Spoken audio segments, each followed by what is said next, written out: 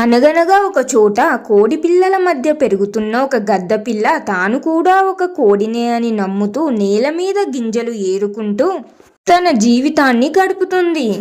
ఆ కోళ్లు చిన్నప్పటి నుండి గద్దతో ఇలా చెప్పేవి: నువ్వు కూడా కోడివే, గద్దవి కావు.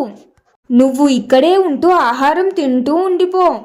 నువ్వు ఇక్కడే ఉంటూ ఆహారం తింటూ మాకు సహాయం చేస్తూ ఉండిపో, నువ్వు ఎగరలేవు అని చెప్పేవి. కాని దాని మనసులో ఎక్కడో ఒక చిన్న అసంతృప్తి. ఆకాశంలో ఎగురుతున్న గద్దలను చూసినప్పుడల్లా దాని గుండె వేగంగా కొట్టుకునేది.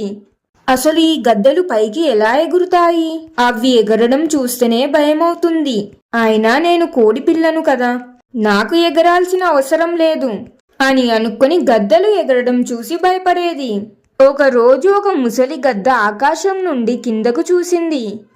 కోడి పిల్లల మధ్య ఒక చిన్న గద్ద పిల్ల గింజలు ఏరుకోవడం చూసి ఆశ్చర్యపోయి కిందకు దిగి వచ్చింది.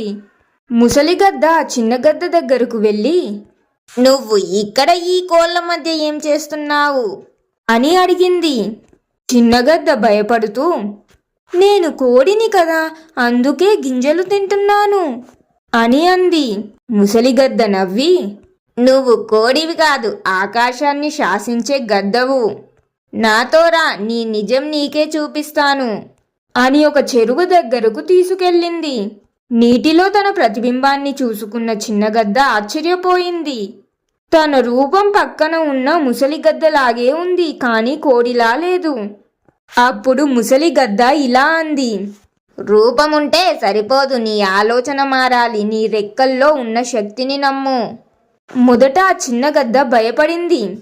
నేను ఎగరగలనా అని సందేహించింది. ముసలిగద్ద ప్రోత్సాహంతో ఒక ఎత్తైన రాయి మీద నుండి గాలిలోకి దూకింది. మొదటి 2 సార్లు కింద పడినా 3వసారి గట్టిగా రెక్కలు ఆడించింది. అంతే, గాలిలో తేలడం మొదలుపెట్టింది. మెల్లగా రెక్కలు విప్పి ఆకాశంలోకి దూసుకుపోయింది.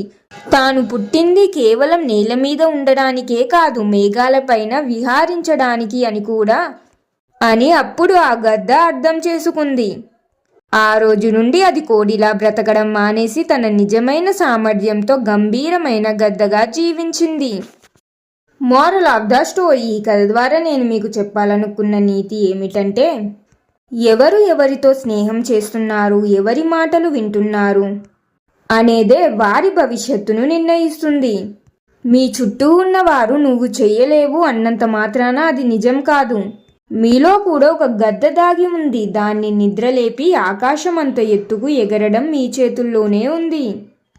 అనగా మన గురించి ఇతరులు చెప్పే అబద్ధాలను నమ్మడం మానేసి మన లోపల ఉన్న శక్తిని మనం గుర్తించిన రోజే మన అసలైన విజయం మొదలవుతుంది. చూశారు కదా ఫ్రెండ్స్, మరి మీకు ఎలా అనిపించింది ఈ కథ చూసిన తర్వాత మీ అభిప్రాయం ఏమిటి అనేది కామెంట్స్లో తెలియజేయండి. కథ నచ్చితే లైక్ చేయండి, మీ ఫ్యామిలీ అండ్ ఫ్రెండ్స్ తోటి కూడా షేర్ చేయండి. ఇంకెన్నో మంచి కథల కోసం ఇప్పుడే మన ఛానల్ని సబ్స్క్రైబ్ చేయండి. ఇంకొక మంచి కథతో మళ్ళీ కలుద్దాం. ధన్యవాదాలు.